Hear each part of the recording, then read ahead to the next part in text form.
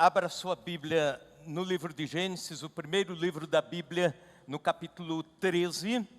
Nós vamos meditar hoje sobre este tema, as escolhas de hoje e seus reflexos amanhã. Por bondade, tenham paciência. Hoje sabemos que o culto vai extrapolar um pouco o horário. Não se preocupe com isso. Se por um motivo de urgência maior você precisar se retirar, não tem problema.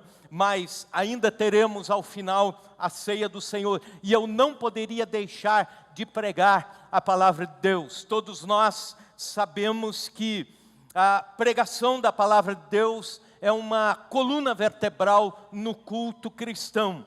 E eu peço a você então, atenção enquanto pregamos a palavra do Senhor.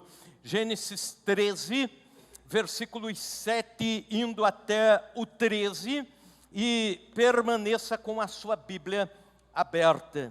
Diz o texto: houve contenda entre os pastores do gado de Abrão e os pastores do gado de Ló. Nesse tempo, os cananeus e ferezeus habitavam essa terra. Disse Abraão a Ló: não haja contenda entre mim e ti, entre os meus pastores e os teus pastores, porque somos parentes chegados. Acaso não está diante de ti toda a terra? Peço-te que te apartes de mim. Se fores para a esquerda, irei eu para a direita. Se fores para a direita, irei para a esquerda. Levantou Ló os olhos e viu toda a campina do Jordão, que era toda bem regada antes de haver o Senhor destruído Sodoma e Gomorra, como o jardim do Senhor, como a terra do Egito, como quem vai para Zoar. Então Ló escolheu para si toda a campina do Jordão e partiu para o oriente, separaram-se um do outro. Habitou Abrão na terra de Canaã e Ló nas cidades da campina, ia armando as suas tendas até Sodoma. Ora, os homens de Sodoma eram maus e grandes pecadores contra o Senhor.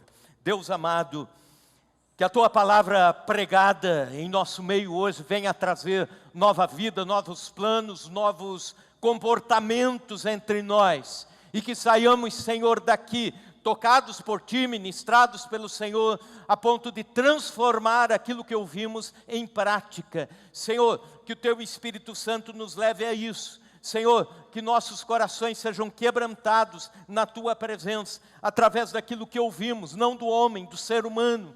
Senhor, porque todo e qualquer pregador é falho, ó Deus, mas nós confiamos que enquanto estamos pregando aqui, o Teu Espírito Santo está trabalhando, ministrando. Ouvidos espirituais estão sendo abertos e corações estão sendo tocados e transformados em nome de Jesus. Amém, amém. Quando falo sobre escolhas, lembro-me de uma narrativa que eu vi do pastor Ricardo Gondim, ainda na minha juventude, e ele contava de um homem que recebeu uma notícia de um advogado. O advogado lhe ligou dizendo: você tem uma grande herança para receber, você tem uma herança milionária para receber. Só que você precisa escolher agora, se você quer recebê-la em ouro ou quer recebê-la em castanhas. E aí ele consultou rapidamente o mercado e descobriu que o ouro estava em baixa, castanhas em alta. E ele disse: eu quero receber em castanhas, então você tem que ir para Manaus. Se fosse com ouro, teria que ir para Minas Gerais. Aí ele voa para Manaus receber a sua herança. E ele chega em Manaus, e aí a pessoa que está para entregar-lhe o valor, ou as castanhas, pergunta: você precisa fazer uma escolha. Você tem que escolher entre castanhas do Pará ou castanhas de caju. E aí ele vai novamente pesquisar, e ele descobre que o ouro que ele tinha desprezado estava em alta e agora as castanhas embaixo. E aí ele tem que escolher entre castanhas do caju e castanhas do Pará, e ele pesquisa e diz: agora então é castanhas do Pará. E aí, a seguir, as castanhas de Pará bicham todas, ele perde tudo, enquanto as castanhas de caju se tornam um artigo de exportação de primeira qualidade. E ele fica decepcionado, triste, revoltado. Aí ele vai para o aeroporto. Sem dinheiro, precisa vender o relógio para comprar a passagem e voltar para o sul. E aí, quando está no guichê, o moço pergunta: olha, o senhor tem que fazer uma escolha. O senhor quer ir pelo Rio de Janeiro ou por São Paulo? E ele disse: bom, já que eu perdi tudo mesmo, eu vou pelo Rio de Janeiro, pelo menos fico ali conhecendo a cidade maravilhosa. E quando ele sobe no avião, ele descobre que mais uma vez ele fez a escolha errada. O avião que estava indo pelo Rio de Janeiro era um verdadeiro pau de arara aéreo. E o que ia por São Paulo novinho em folha, primeira linha, e ele já desesperado, incomodado, o avião levanta voo, e aí, lá em cima, ele solta o cinto, corre lá para o piloto e diz: eu preciso sair deste avião, eu estou fazendo escolhas erradas desde ontem. Se eu fizer mais uma escolha, eu posso até colocar em risco a vida de vocês. O piloto falou: então você faz o seguinte, nós não podemos voltar com o avião. Você pega um paraquedas aqui e se vira. Eu abro a portinha, você pula e pronto, ok. Aí ele pula e quando vai abrir o paraquedas tem 2 cordinhas. E aí ele tem que escolher mais uma vez, a da esquerda ou da direita ou da esquerda. E ele pensa assim: eu vou escolher uma e depois eu puxo a outra, que eu não escolhi. Aí ele escolhe uma e puxa a outra. Só que quando ele puxa, a mochila inteira desamarra e cai das suas costas e ele vai em queda livre. E aí, desesperado, ele que era devoto, grita assim: valha-me, São Francisco! E aí uma voz do céu pergunta: de Assis ou Xavier? São escolhas. Cada um de nós, em maior ou menor grau, está na vida desse personagem. Ao longo da vida nós fazemos escolhas que nos arrependemos, fazemos escolhas erradas, pagamos alto preço por algumas escolhas erradas que fazemos, temos boas recompensas por escolhas certas que fazemos, começamos o dia fazendo escolhas, desde escolhas ínfimas até de roupa a vestir, ou cardápio, ou filme a assistir, até aquelas escolhas mais complexas, como, por exemplo, com quem me casar. Isso define a próxima geração, o futuro da família. Ou então, que curso superior vou fazer? Isso define uma carreira profissional. Ou então, em que cidade vou morar? É uma escolha importante, porque define nossos contatos sociais, nossa vida social. Muitas escolhas nos constroem. E alguém disse, um pensador chamado Peter Marson, diz o seguinte: você é resultado de todas as escolhas que fez até agora. E nós nos encaixamos perfeitamente neste pensamento. Alguns dizem que a escolha certa é resultante de bons conselhos, outros dizem é resultante de um tempo de reflexão ou de experiência de vida, outros dizem é um tempo de lúcida racionalização e aí você faz as escolhas certas para a vida, ou então outros dizem é um tempo de oração. Tudo isso realmente faz parte de boas escolhas, todos esses elementos, mas à luz do texto que nós vamos ver, nós sabemos que há alguns critérios a mais para que eu e você pensemos neles antes de fazer as escolhas que estamos para fazer. Talvez alguns aqui estão para fazer escolhas na vida. Talvez outros já fizeram escolhas e se arrependeram. Talvez alguns aqui, daqui a algum tempo, estarão frente a algumas escolhas importantes da vida. Então é muito importante que você guarde tudo isso que nós vamos falar nesta noite. O texto que nós lemos diz respeito a um tempo na vida de 2 sócios, Abraão e Ló. Sabe quando a sociedade vai muito bem aqui em cima, mas aqui embaixo as bases estão tensas, brigando. E assim aconteceu. Ló era sobrinho de Abraão, eles se davam muito bem, eram sócios na pecuária, e tinha um grande negócio e próspero. Aí chega um momento que Abraão diz: Ló, os pastores de gado seus estão em contenda com os pastores de gado meus. entre nós está tudo bem, mas aqui por baixo já não está bem. Então nós precisamos dividir essa sociedade, precisamos acabar a sociedade. E vem cá, Ló, olha para frente.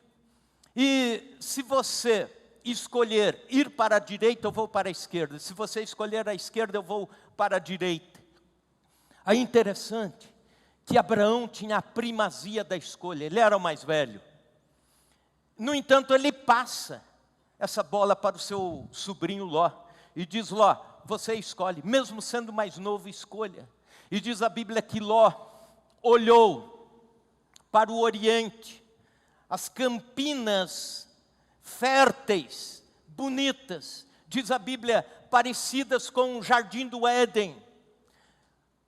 E lá adiante, duas cidades importantes, duas metrópoles, Sodoma e Gomorra.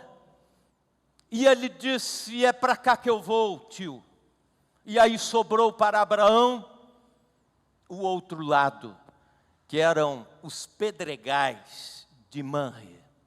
E você sabe que criar gado no meio de pedras não dá muito certo, tem que ter pasto. Você sabe que não dá para criar ovelhas em meio a pedregais. Sobrou pedras, sobrou pedregais para Abraão. Terminaram a sociedade e Ló se foi pelas campinas de Sodoma e Gomorra, e Abraão pelos pedregais afora. Pois bem, num futuro não muito distante, nós olhamos a trágica história de Ló, que se construiu em Sodoma e Gomorra e depois se destruiu, afastando ele e a sua geração inteira de Deus. Enquanto que Abraão toma a escolha humanamente mais difícil, e ele constrói um futuro alicerçado numa escolha com base em critérios, com base em princípios, em valores, e a sua descendência é abençoada, os seus negócios são milagrosamente abençoados no meio de pedras, e também, além disso, nasce da geração de Abraão, Isaac, depois Jacó, de Jacó nasce Judá, que na tribo de Judá, na descendência de Judá, nasce o nosso Senhor Jesus Cristo, que aí se torna o nosso Salvador, e podemos dizer que uma escolha de milhares de anos atrás, tem reflexos hoje ainda aqui, em pleno século 21.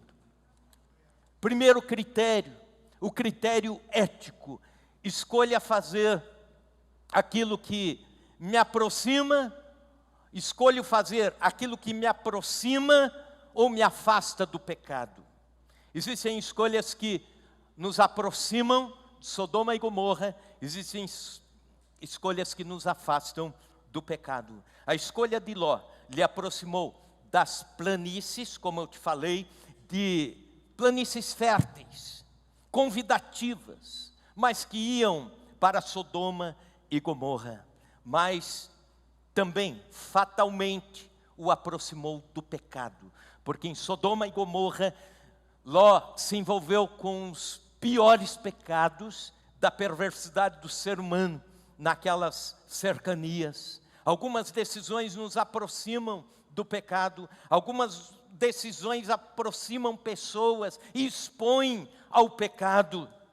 É um empresário que diz: o negócio vai exigir uma propina aqui, uma mentira ali, um suborno acolá, mas afinal todo mundo faz, é essa a escolha que eu vou tomar. É o jovem que pensa: essa garota não tem os mesmos princípios morais que eu, mas ela é simplesmente irresistível, é a ela que eu vou escolher. Ou então é o profissional que pensa: a proposta do novo emprego é mais rentável, apesar de que envolve negócios ilícitos, apresenta situações onde eu vou ter que abdicar da minha fé e dos meus valores, mas é essa a escolha que eu vou fazer. É o adolescente que pensa: esses novos amigos fumam algumas coisas estranhas, mas são tão legais, é eles que eu vou escolher. Cuidado, suas decisões podem estar aproximando você das vitrines de Sodoma, das exposições de Gomorra. Capítulo 13, versículo 10, levantou Ló os olhos e viu toda a campina do Jordão, que era bem regado. Entre parênteses, antes de haver o Senhor destruído Sodoma e Gomorra, como o jardim do Senhor, isto é, o Éden, como a terra do Egito, como quem vai para Zoar.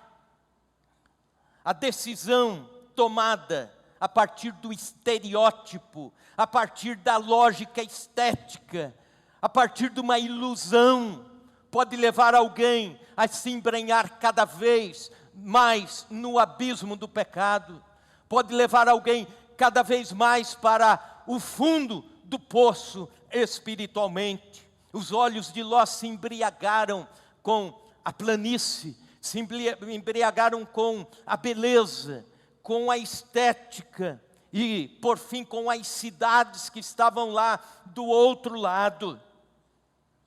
Enquanto que a Bíblia diz, versículo 12, habitou Abrão na terra de Canaã, e Ló nas cidades da campina, e armando as suas tendas até Sodoma. É impressionante que ele fica encantado com a planície, e aí ele começa a se aproximar de Sodoma e Gomorra paulatinamente, passo a passo ele vai, de tempo em tempo ele vai armando as suas tendas e se aproximando da cidade. Ele poderia até ficar nas campinas, ele poderia até criar o seu gado, suas ovelhas nas campinas, mas ele é atraído pela cidade. Agora veja comigo o outro extremo, onde está Abraão enquanto isso. Versículo 18, e Abraão ia mudando as suas tendas, e foi habitar nos carvalhais de Manre, que estão junto a Hebrom, e levantou ali um altar ao Senhor. É interessante que Ló, a Bíblia diz, ele vai armando tendas. Abraão está indo para o outro lado, ele vai armando suas tendas e vai levantando altares a Deus. Viram a diferença? Levantando altares. É impressionante isso. E quando falo sobre isso, eu me lembro da própria história de Chapadão do Sul. Porque muitos que vieram para cá, como agricultores, como desbravadores, se preocuparam não só com as tendas, mas também com os altares, se preocuparam também em trazer o serviço do povo de Deus, a igreja do Senhor, o templo, se preocuparam com coisas tão importantes para a fé, além das tendas, os altares. E eu posso te dizer, essa igreja hoje é um exemplo disso, é de gente que começou com tendas e altares para onde ia, e Deus abençoou. Enquanto Ló ia armando tendas na planície, Abraão levantava altares no meio de pedregais. Muitos preferem tendas e planícies, facilidades, favores, mas vão se aproximando de Sodoma e Gomorra. Eu quero te desafiar hoje, prefira altares, mesmo em meio aos pedregais. A Bíblia diz, Eclesiastes 7:8, melhor é o final das coisas do que o princípio delas. Abraão colheu outros frutos bem melhores sobre a sua decisão do que Ló. O final é que importa, é honroso, é compensador. Esteja dentro da vontade de Deus nas suas decisões. John Haggai, que foi um treinador de obreiros, ministros do Evangelho, em todos os países pobres da Ásia. Em muitas ocasiões ele visitava para dar treinamento, para dar materiais, cursos, para pastores muito pobres, para igrejas paupérrimas. E numa ocasião, década de 70, ele estava indo para o Vietnã, quando repentinamente estoura a guerra no Vietnã, ou melhor, alguns dias antes de estourar a guerra, e ele estava com a passagem comprada e com tudo pronto para um grande treinamento. Seu filho John Haggai Jr. disse, papai, não vá, não vá, não vá, porque aquele lugar é um barril de pólvora, o senhor vai sem saber o que vai acontecer. O senhor vai para um lugar dar o treinamento, ministrar, onde existe um hospital a 200 quilômetros de distância.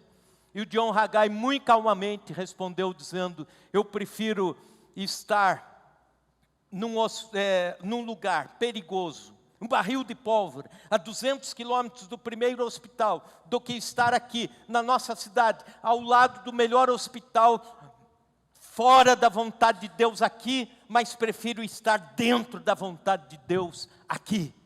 A vontade de Deus, e aí ele cita uma frase que se tornou emblemática: a vontade de Deus é o melhor lugar em que alguém pode estar. A vontade de Deus é o melhor lugar, o lugar mais seguro que alguém pode estar.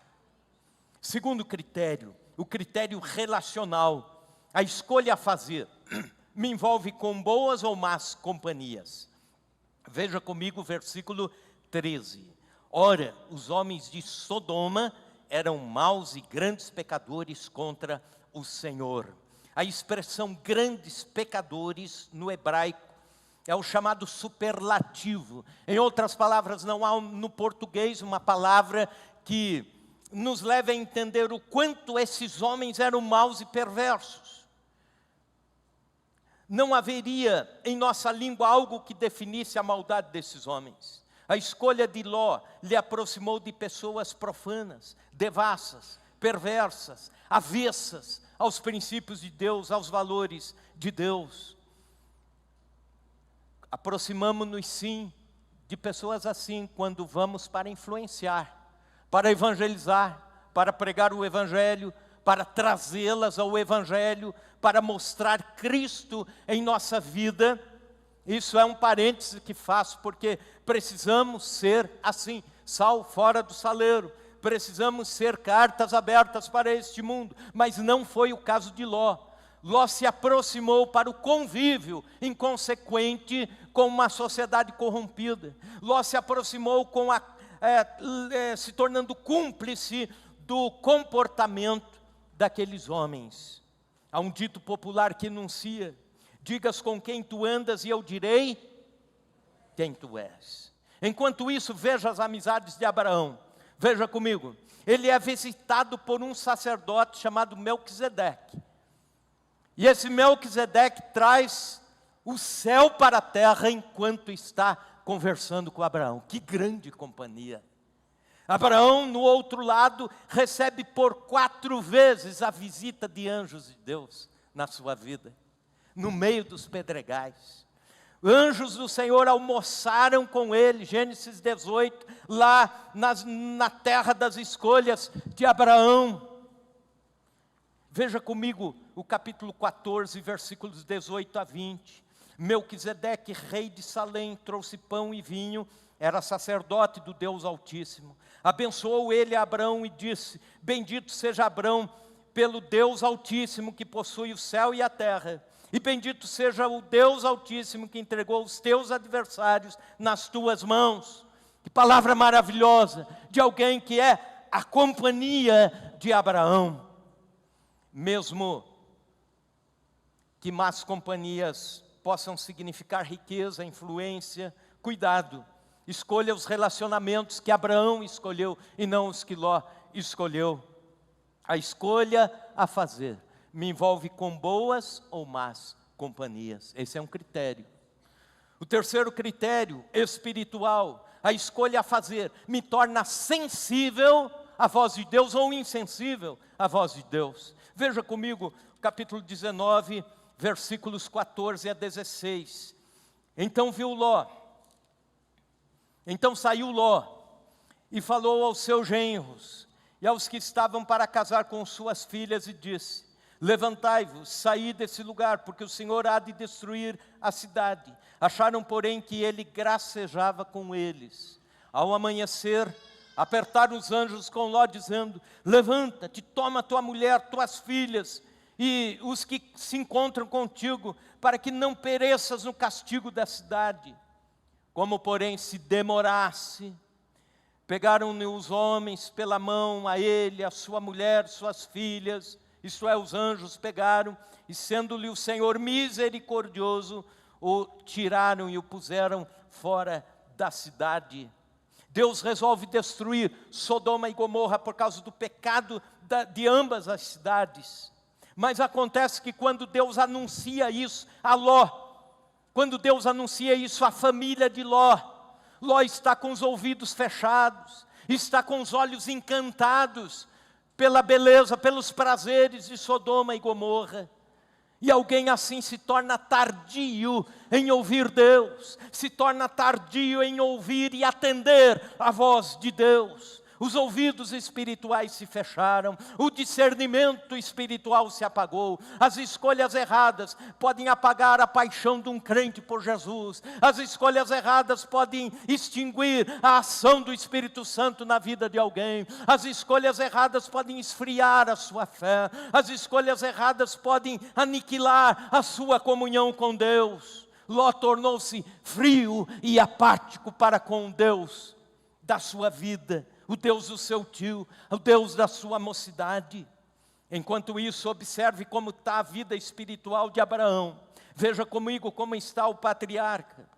Alguns textos aqui, que depois você pode consultar. Mas ele conversa com Deus. Gênesis 15, 12 a 21 e Gênesis 17. Ele também recebe promessas de Deus. Veja comigo, capítulo 13, versículos 14 a 18, que está aí pertinho. Disse o Senhor a Abraão, depois que Ló se separou dele: ergue os olhos e olha desde onde estás, para o norte, para o sul, para o oriente, para o ocidente, porque toda essa terra que vês, eu te darei. Isso é promessa de Deus, a ti e a tua descendência para sempre. Farei a tua descendência como pó da terra, promessa de Deus, de maneira que se alguém puder contar o pó da terra, então se contará também a tua descendência. Levanta-te, percorre essa terra no seu comprimento, na sua largura, porque eu te darei. E Abraão, mudando as suas tendas, foi habitar nos carvalhais de Manre, que estão junto a Hebrom, e levantou ali um altar ao Senhor. Deus fazendo promessas a Abraão, enquanto o sobrinho está apático a Deus, o tio está recebendo promessas de Deus, está falando com Deus. E veja essa, ele se torna amigo de Deus e é chamado de amigo de Deus. Gênesis 18, 17, quando o próprio Deus diz isso: ocultarei porventura eu a Abraão o que estou para fazer. Você já pensou alguém assim, um humano assim? Um homem, uma mulher de carne e osso, que Deus diz: eu vou fazer alguma coisa, mas primeiro vou falar aqui, né? Vou conversar aqui. Não é que Deus precisa de ordem de alguém. Ele é soberano, Ele tem decretos, mas pela comunhão que Ele tem com Abraão, amigo de Deus, Ele também é um exemplo de intercessor. Capítulo 18, versículos 22 a 33, ele intercede por Sodoma, por Gomorra, ele intercede pelo sobrinho e pela família do sobrinho. As escolhas e decisões que fazemos agora, que tomamos agora, nos tornam sensíveis ou insensíveis à voz de Deus. Pergunte isso antes de uma decisão a fazer. Quarto e último critério, o critério futurístico ou hereditário. A pergunta é: e a escolha que eu estou para fazer, abençoa ou corrompe a minha posteridade? Veja comigo o capítulo 19, versículos 36 a 38. E assim as duas filhas de Ló conceberam do próprio pai um ato de incesto, depois da destruição de Sodoma e Gomorra. A saber, o texto anterior está dizendo que eles fugiram, empurrados pelos anjos, puxados pelos anjos, fugiram de Sodoma e Gomorra e foram para um lugar alto, um monte. Acontece que a mulher de Ló, ainda encantada com as riquezas e com o prazer de Sodoma, olhou para trás, e a ordem era: não olha para trás. Ela olhou para trás, você já sabe essa história, ela se tornou uma estátua de sal.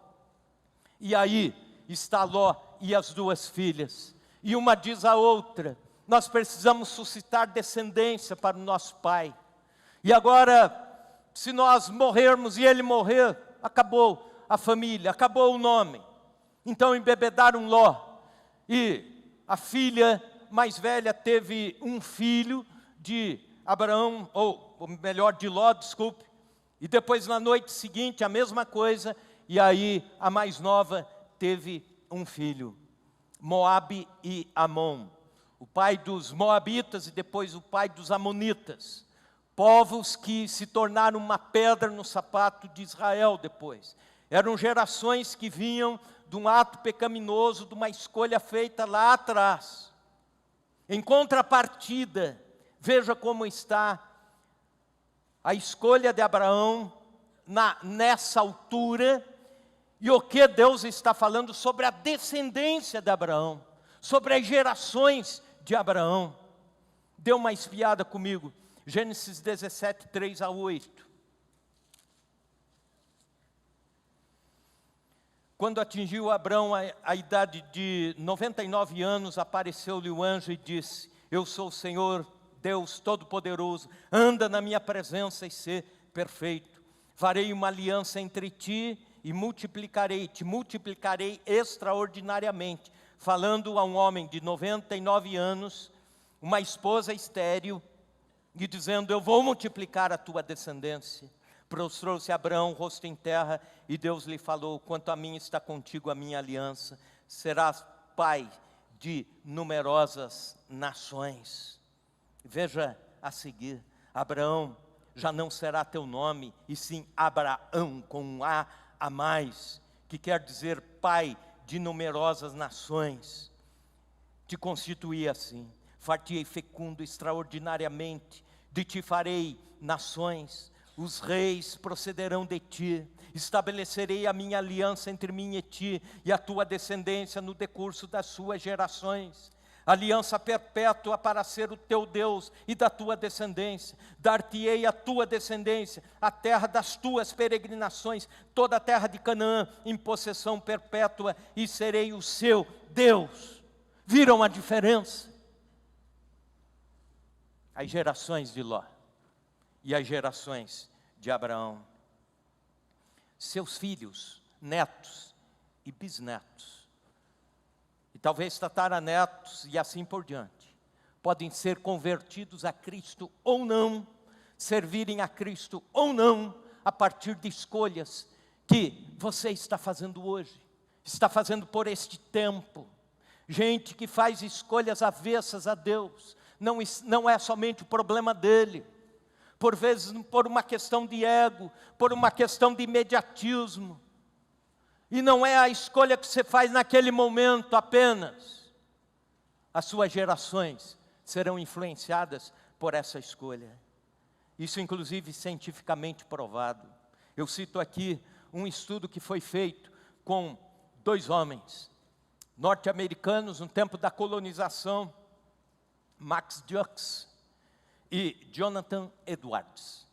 Ambos jovens, frequentaram a mesma igreja, assistiram os mesmos cultos, ouviram as mesmas pregações, estavam nos bancos da igreja, e aí de repente no meio do caminho fecha o coração para Deus. O Jukes fecha o coração para Deus e diz: não quero mais servir a Deus, eu quero tocar minha vida, eu quero tocar meus negócios, eu quero desfrutar a vida. E Jonathan Edwards se torna um pregador da palavra de Deus. Aliás, ele pregou o sermão mais famoso da história do cristianismo nos últimos séculos. Aquele sermão, pecadores nas mãos de um Deus irado. Sermão que transformou a vida de muita gente. Sermão que converteu muita gente a Cristo. Depois ele se torna presidente da Faculdade de Teologia de Princeton, depois da universidade inteira, e Deus vai usando o Jonathan Edwards, enquanto o Max Jukes fecha o coração para Deus, e assim se vai a história de ambos. Mas 120 anos depois, alunos de uma faculdade, pensando em sociologia, pensando em comportamento, começam a estudar os descendentes de Jukes e os descendentes de Edwards.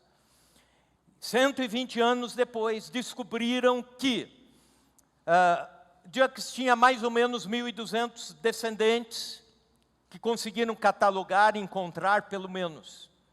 Encontraram um padrão de criminalidade, prostituição e miséria nos descendentes de Jux. 180 desses 1.200 eram muito, muito pobres, 140 eram criminosos, 60 praticavam roubos habitualmente, 50 eram prostitutas comuns. Havia gente boa também nessa família, havia gente convertida também, mas era um padrão como que uma coluna vertebral. Enquanto pesquisaram a família de Edwards, 1.400 descendentes, 13 diretores de faculdades, 65 professores universitários, 100 advogados, 30 juízes, 66 médicos, 3 senadores, 3 prefeitos, grandes cidades sendo influenciadas por estes nomes, 3 governadores, um alto funcionário do Tesouro dos Estados Unidos e um vice-presidente dos Estados Unidos da América.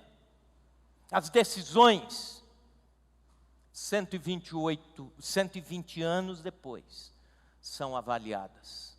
As gerações sofrem com algumas decisões, algumas escolhas que fazemos hoje. Eu quero encerrar falando sobre um jovem, Benedito Rosa, o seu nome. O Benedito não conhecia Cristo, era muito quieto, tinha um espírito meio vingativo, era trabalhador, e houve uma situação onde um meio-irmão de Benedito sofreu um espancamento por alguns homens maldosos e deixaram ele bastante ruim, muitos hematomas, fraturas, etc. E o Benedito sabia quem que era. Isso lá no norte de Minas Gerais, década de 1910, aproximadamente, ano 1910, isso está acontecendo. E o Benedito tinha uma espingarda. A espingarda estava sem uso há um tempo. Ele levou para alguém lubrificar, testar, consertar. E no coração havia o espírito de vingança. Ninguém sabia das suas intenções. Depois que ele pega a espingarda, coloca nas costas, vai voltando. Naquele tempo e naquelas cercanias não era crime carregar uma espingarda, porque enfrentava-se o perigo das onças, etc. Não faça isso em casa, tá? E ele ia com aquela espingarda nas costas. Quando de repente, passando na casa de um homem, um presbítero de uma igreja presbiteriana do Brasil, seu Aníbal. O presbítero abriu o portãozinho assim e disse: Benedito, para onde você vai com essa espingarda? Ele disse: eu estou indo para casa, mas depois eu vou caçar e tal. Ele disse: Benedito, você não vai caçar, eu sei disso. Entra para cá. E aproximadamente 1h30, aquele presbítero aconselhou o Benedito, pregou o Evangelho, expôs a obra da cruz do Calvário e a transformação que Jesus faz num homem, orou por ele, e agora com o coração amansado, perdoador, o Benedito entrega a sua espingarda, diz: fica com você. E Aníbal diz assim: domingo eu quero te ver na igreja, se você for eu te dou uma Bíblia. E aí o Benedito foi, domingo de manhã, ganhou uma Bíblia de presente, e naquele mesmo dia entregou a vida para Jesus, tornou-se um cristão. Mais adiante ele casa com uma mulher cristã, filhos, netos, bisnetos, servindo a Deus. Alguns se tornaram pastores, alguns se tornaram missionários. Eu sou neto dele, estou aqui pregando a palavra de Deus. Uma decisão de 1h30 salva uma geração. De Sodoma e Gomorra, ou para as regiões áridas, montanhosas, íngremes, do Monte de Hebrom, dos Carvalhais de Manre. Deus nos chama a decisões sábias, ponderadas e pensadas nesses critérios. A decisão a tomar, a escolha a fazer, me aproxima ou me afasta do pecado? A decisão a tomar, a escolha a fazer, me envolve com más ou boas companhias. Me tornará mais sensível ou insensível à voz de Deus. Fortalece ou fragiliza a minha posteridade.